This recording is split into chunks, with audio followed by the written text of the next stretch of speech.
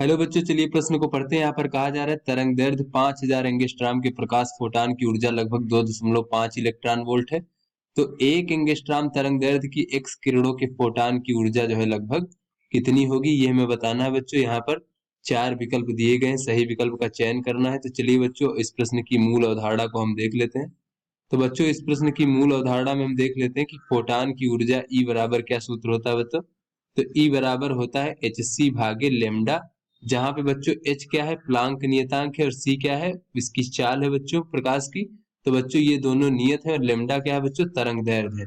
तो इस प्रकार से देखें बच्चों, तो ऊर्जा जो है वो तरंग दैर्ध्य के व्युत्क्रमानुपाती होती है। तो यहाँ से बच्चों हम कह सकते हैं कि ई वन भागे ई टू बराबर जो है बच्चों लेमडा टू भागे लेमडा वन, इस प्रकार से।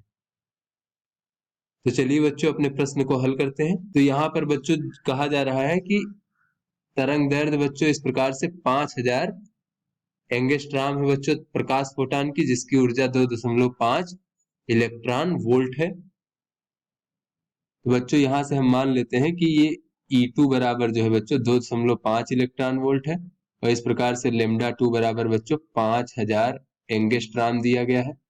तो बच्चों ये E1 का मान जो है हमें ज्ञात करना है, और लेमडा वन यानी एक्स किरणों का तरंग दैर्ध्य दिया गया है 1 एंगस्ट्राम।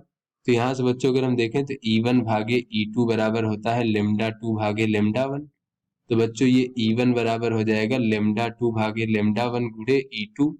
तो बच्चों लेमडा टू का मान है 5000, और लेमडा वन का मान है 1, और E2 का मान बच्चों कितना है, E2 का मान है 2.5 इलेक्ट्रॉन वोल्ट। तो यहाँ से E1 का मान देखें तो ये हो जाएगा 2.5 गुणे 5000 इलेक्ट्रॉन वोल्ट। चलिए बच्चों, अपने विकल्पों को देखते हैं। तो बच्चों ये जो हमारा सी विकल्प है, ये हमारा सही विकल्प है। तो आशा करते हैं आपको समझ में आ गया होगा। धन्यवाद।